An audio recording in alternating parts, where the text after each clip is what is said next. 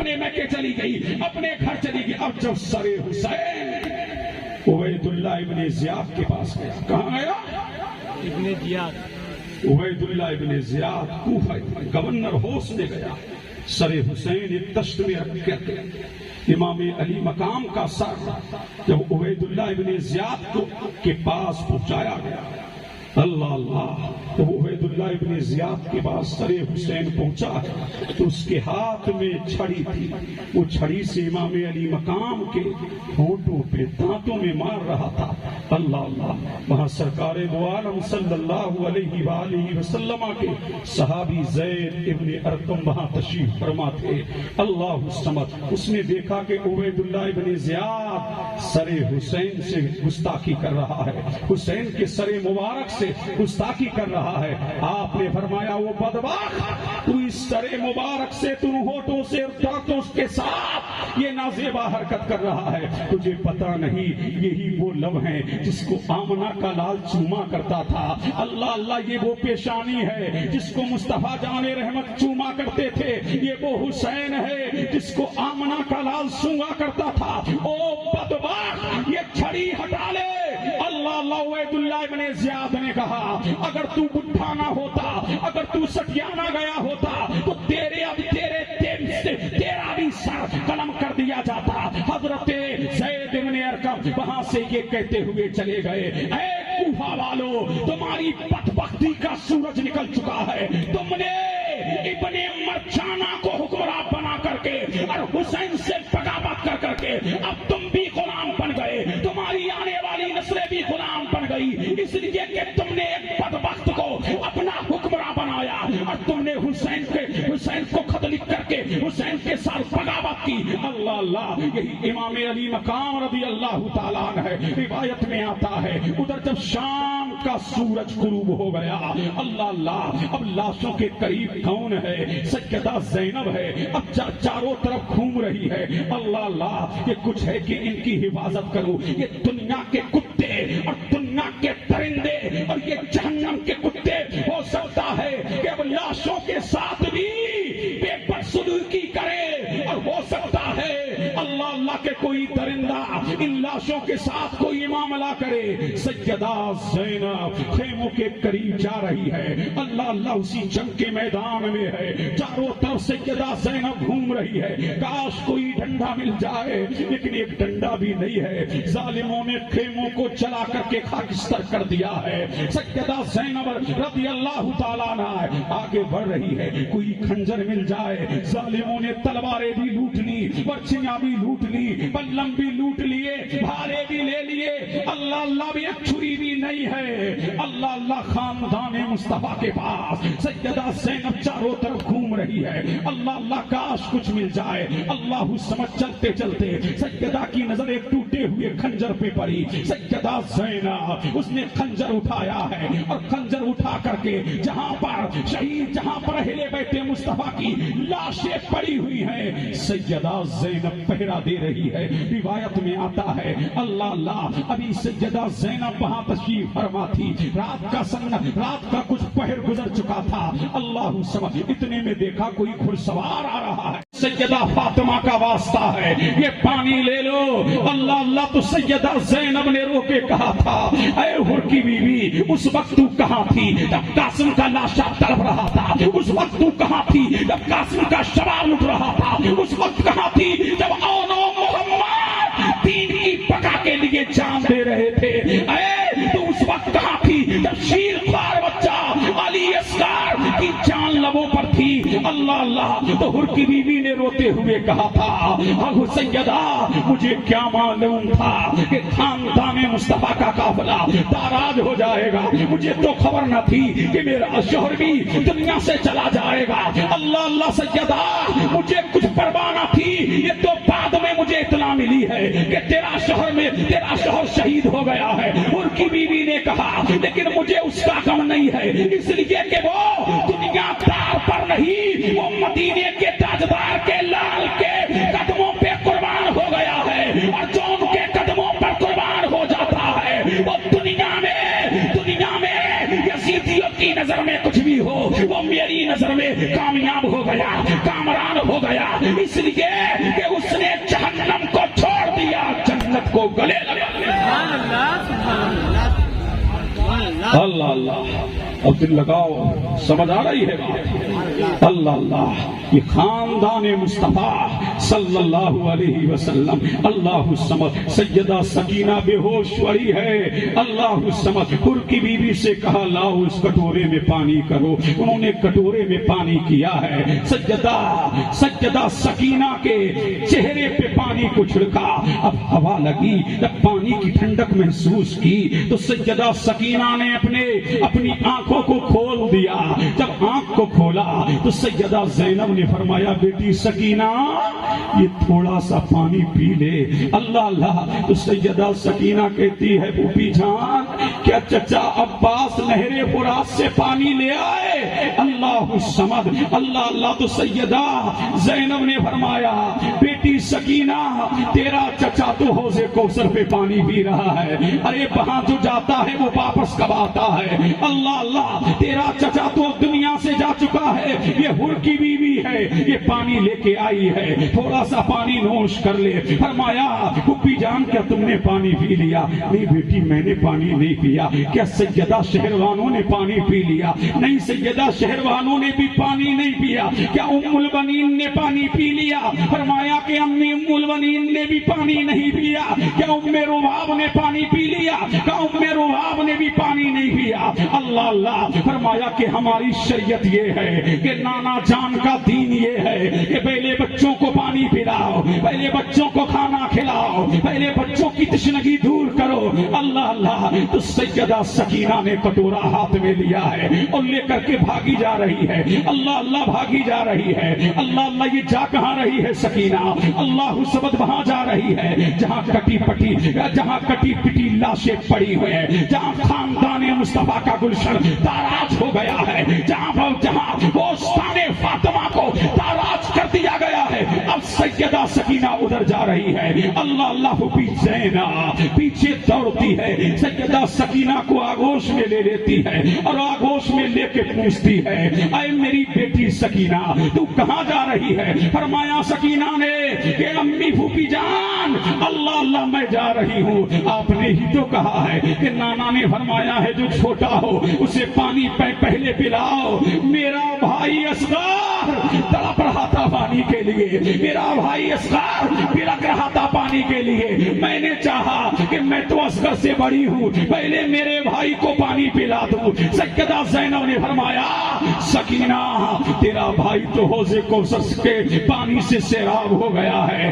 اللہ اللہ تیرا بھائی تو دنیا سے جا چکا ہے۔ آپ نے دلاسا دیا، دلاسا دے کر کے سیدہ سکینہ کو گلے سے لگایا ہے۔ روایت میں آتا ہے اب صبح نمودار ہوئی ہے، اللہ اللہ جیسے تیسے کر کے آسمان کے نیچے اللہ اللہ مصطفیٰ جان رحمت کی شہزادیاں سیدانیاں کھلے آسمان کے نیچے پڑی ہوئی ہے، کوئی پرسان حال نہیں ہے۔ اللہ اللہ، جب صبح نمودار ہوئی دل کہتا تھا کہ صبح آئے گی تو کوئی خیر لے کے آئے گی، اللہ اللہ، لیکن انہیں کیا پتا تھا تو صبح نمودار ہو رہی ہے، اللہ اللہ وہ بھی شر والی صبح ہوگی۔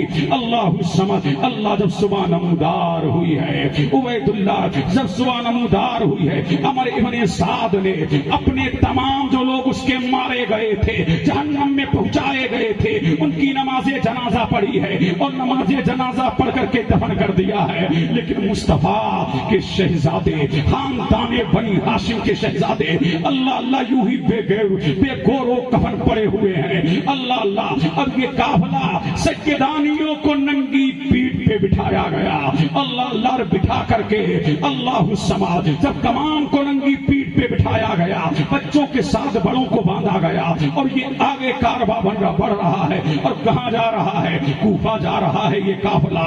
اللہ سمجھ، جب کوفہ یہ قافلہ پہنچا اور ابن زیاد کے دربار میں پہنچا، اللہ سمجھ، روایت میں آتا ہے جب ابن زیاد کے دربار میں یہ قافلہ پہنچا تو اس نے نظر دوڑائی چاروں طرف، جب نظر دوڑائی چاروں طرف تو دیکھ کر کے حیران ہے، اللہ اللہ، پوچھا یہ کون ہے جس کا نام علی ہے۔ کہا کون ہے یہ؟ تو آپ نے کوئی جواب نہ دیا۔ پھر کہا یہ کون ہے؟ تو انہی میں سے ایک شخص نے کہا یہ علی بن حسین ہے۔ اللہ اللہ، تو کہا یہ زندہ کیسے بچ گیا؟ اسے بھی دیکھو، اگر یہ بالغ ہو تو اسے بھی قتل کر دو۔ اللہ سمجھ مصطفیٰ کا گلشن۔ اللہ اللہ، تو سیدہ زینب نے فرمایا وہ ظالم، تو بھی خاندان مصطفیٰ کے گلشن کو تاراج کرنا چاہتا ہے، تو میرے بھائی حسین کی نسل کو مٹانا چاہتا ہے۔ اللہ اللہ، حتیٰ کہ روایت میں آیا ہے اتنا بڑا ظالم تھا کہ اس نے دکھوایا کہ یہ بالغ ہے کہ نہیں، بتانے والے نے بتایا کہ بالغ ہے، تاکہ اس کو قتل کر دو۔ اللہ اللہ، جب سیدہ زینب نے اتنا سنا ہے تو اپنے بھتیجے کو اپنی آغوش میں لے لیا ہے، اور آغوش میں لے کر کے کہا تھا ظالم اگر تو اس کو قتل کرے گا تو اس کے ساتھ مجھے بھی قتل کر دے۔ اللہ اللہ، سیدہ زینب کی یہ آواز جب گورنر ہاؤس میں گونجی ہے، اللہ اللہ، تو ابن سعد ٹہل کر کے رہ گیا۔ اس نے کہا یہ اپنے بھتیجے پہ فدا ہے، اس کو چھوڑ دو۔ اللہ سمجھ، اللہ اللہ، یہ ابن سعد کے دربار میں اللہ سمجھ اور تمام سروں کو کوفے کے بازاروں میں گھمایا گیا، نیزے پہ چڑھا کر کے مصطفیٰ جان رحمت صلی اللہ علیہ وسلم کے گلشن کے ان پھولوں کو پورے بازار میں گھمایا گیا۔ روایت میں آتا ہے پھر یہ قافلہ کہاں سے؟ عمر ابن سعد کھولی وغیرہ کی قیادت میں یہ قافلہ کوفے سے روانہ ہوا۔ اللہ سمجھ، اور وہاں پر دمشق میں یہ افواہ پھیلا دی تھی کہ باغیوں کے سر آ رہے ہیں، جس نے یزید لعین سے بغاوت کی تھی، امیر المومنین سے، اس ظالموں نے یہ افواہ پورے شہر میں اڑا رکھی تھی کہ باغیوں کے سر آ رہے ہیں، اور یزید نے پورے دمشق کو اللہ سمجھ کس سے پورے دمشق میں رنگ و روغن کر رکھا تھا، گلیوں کو اس نے سجا دیا تھا، وہاں پر باجے بجائے جا رہے تھے پورے دمشق کے اندر۔ اللہ سمجھ فرحت و شادمانی کا سما اس نے باندھ دیا تھا۔ اب بتایا جائے، اللہ سمجھ یزید نے، اب روایت میں آتا ہے کہ جب تمام اب امام علی مقام علی جدہ علیہ السلام اور تمام حسان قدسیہ کے سر اللہ سمجھ کوفے کے راستے سے ہوتے ہوئے کہاں جا رہے ہیں؟ دمشق۔ اللہ اللہ، راستے میں ایک گرجا پڑا، ایک گرجا گھر پڑا، اس کا پادریوں کا ایک گرجا نظر آیا، وہاں پر یہ رات گزارنے کے لیے ٹھہر گئے۔ جب ٹھہرے تو امام علی مقام علی جدہ علیہ السلام کا سر اللہ سمجھ نیزوں پہ تھا۔ اللہ اللہ، روایت میں آتا ہے پادری باہر نکل کے آیا ہے گرجا سے، اور گرجا سے نکل کر کے آیا ہے، اور آ کر کے اس نے پوچھا ہے یہ کون ہے جن کے سر یہ نیزوں پہ چڑھے ہوئے ہیں؟ تو بتایا گیا یہ کس کے سر ہیں؟ کہا یہ علی بن حسین، یہ سر جو ہے کس کا؟ علی کے بیٹے حسین کا سر ہے۔ اللہ اللہ، کہا کہ جو محمد عربی کا نواسا تھا وہ حسین؟ ہاں، کہا وہی حسین۔ کہا تم نے ان کے ساتھ یہ معاملہ کیا ہے؟ اللہ سمجھ، تھوڑی دیر کے لیے سر مجھے دے دو، لیکن ظالم نے انہیں دینا گوارا نہ کیا، لیکن کچھ درہموں کے عوض اس نے سر دینا ظالموں نے گوارا کر لیا۔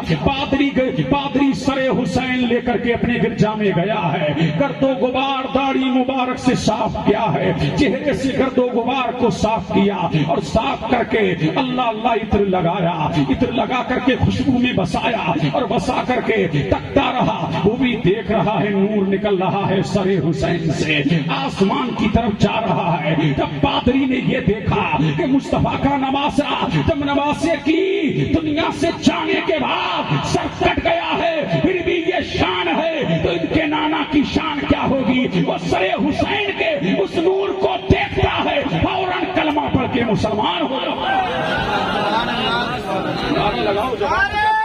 تکبیر، نعرہ رسالت، لبیک یا حسین، یا حسین، لبیک یا حسین، یا حسین، نعرے تکبیر، نعرے رسالت، خاندان رسول، خاندان رسول، نبی کا گھرانہ، نبی کا گھرانہ، عظمت اہل بیت، شان اہل بیت۔ اللہ اللہ روایت میں آتا ہے صبح نمودار ہوئی، اس پادری نے وہ سر ان کے حوالے کیا اور کہا ظالموں تم نے محمد عربی کے ساتھ یہ سلوک کیا ہے، اب تباہی تمہارا مقدر ہے۔ ہمارے پاس عیسیٰ علیہ السلام کے کھر یعنی گدھے کے کھر تھے، اللہ اللہ کھر ہیں، ہر سال ہم ان کی زیارت کرتے ہیں اور وہ کھر دنیا و ما فیہا سے ہمیں زیادہ محبوب ہیں، لیکن تم نے تو اپنے نبی کا کلمہ پڑھتے ہوئے اپنے نبی کے بیٹے کو شہید کر دیا،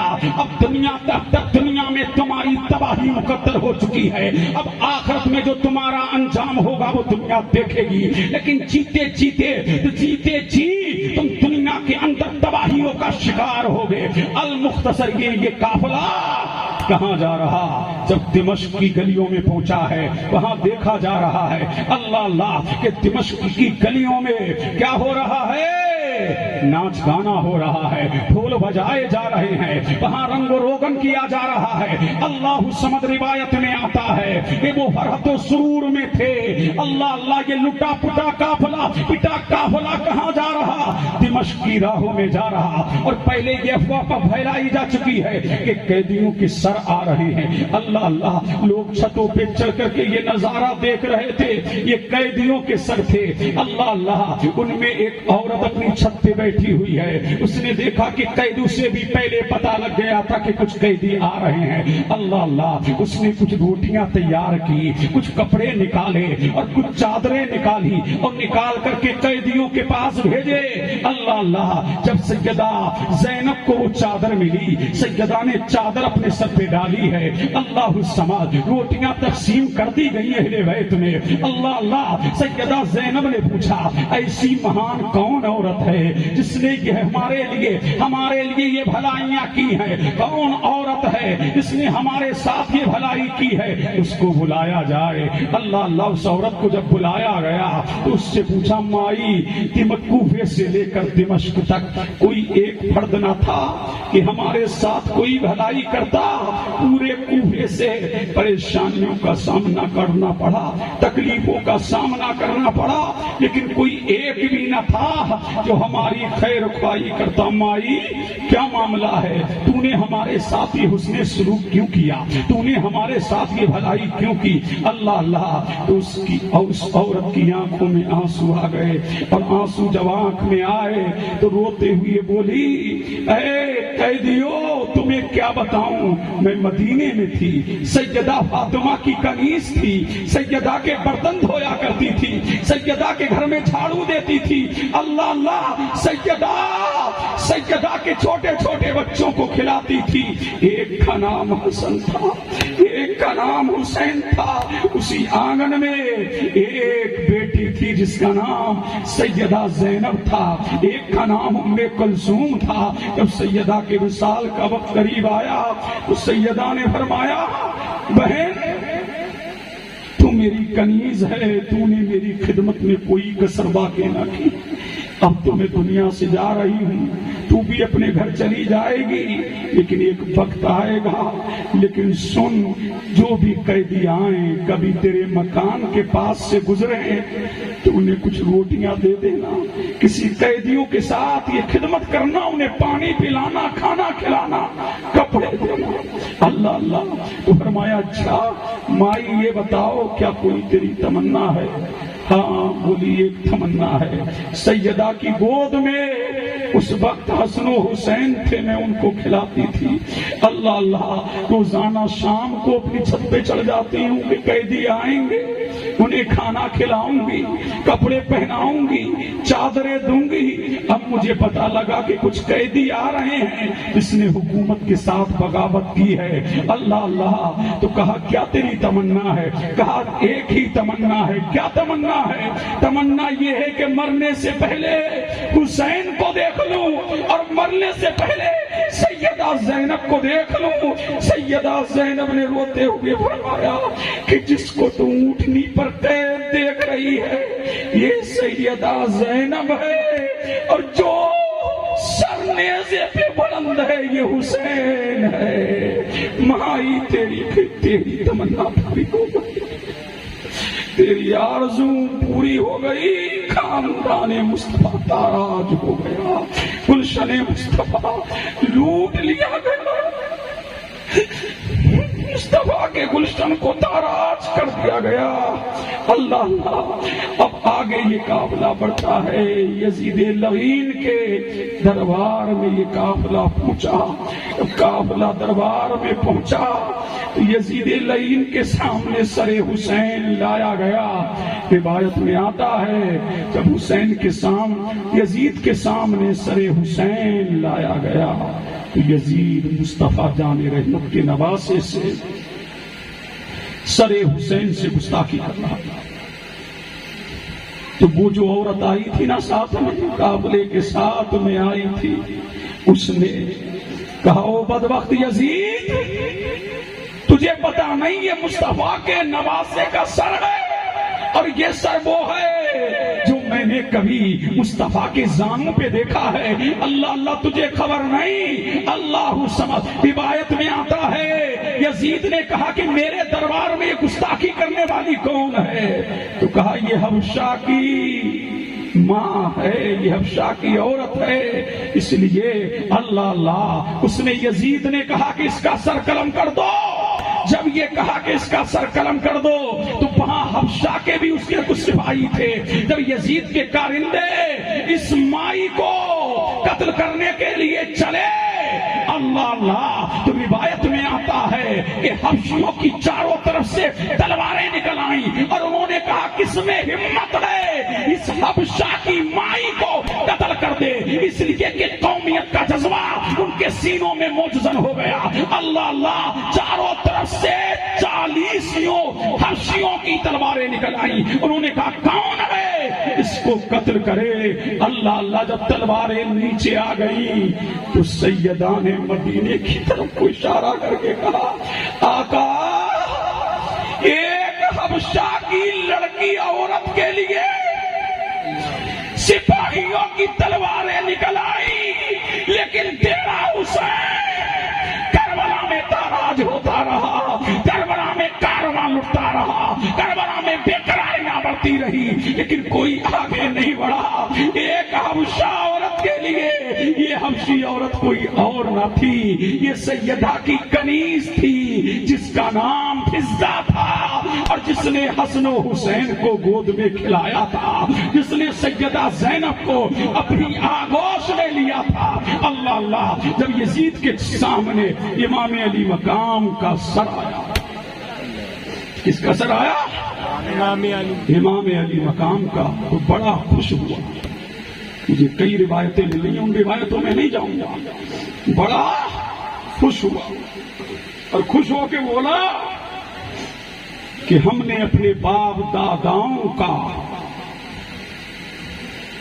بدلہ لے لیا، ہم نے اپنے آباء و اجداد کا بدلہ لے لیا جو جنگ بدر میں مارے گئے تھے۔ اگر میرے باپ دادا زندہ ہوتے تو بہت خوش ہوتے، انہوں نے ہمارے اشراف کو مارا تھا، ہم نے بھی ان کے اشراف کو مار ڈالا۔ پھر کہا اب یہ شعر قاضی ثناء اللہ پانی پتی نے تفسیر مظہری میں لکھے، پتہ نہیں لوگ کس منہ سے یزید کو مومن کہتے ہیں۔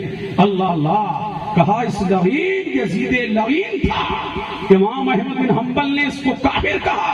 پھر کیا بولا کہ محمد کے پاس نعوذ باللہ، محمد نے تو نبوت کا ڈھونگ رچایا تھا۔ اللہ الصمد، تو میرے نبی کی نبوت کا بھی انکار کیا تو یزید پلید تھا۔ اللہ اللہ، دوسری روایت میں یہ ہے کہ اس نے مگرمچھ کے آنسو بہائے کہ میں نے کب کہا تھا کہ حسین کو قتل کر دیا جائے۔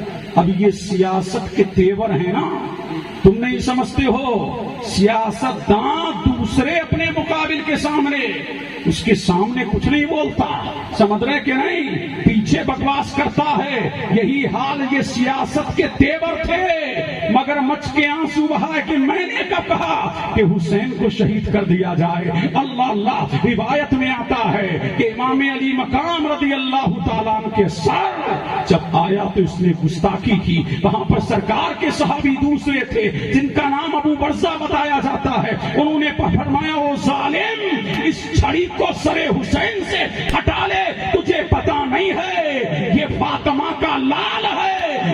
علی کا ہلال ہے، تجھے پتا نہیں ہے اس کی شان و عظمت۔ اللہ اللہ، یزید کے دربار میں باطل کی آنکھوں میں آنکھیں ڈال کر کے اللہ اللہ وہاں حق بولے، حق گوئی کی۔ اللہ سمجھ الغرض یہ مصطفیٰ کے قافلے تھے، یہ مصطفیٰ کے خاندان کے لٹے ہوئے قافلے۔ یزید نے قید کیا کیا؟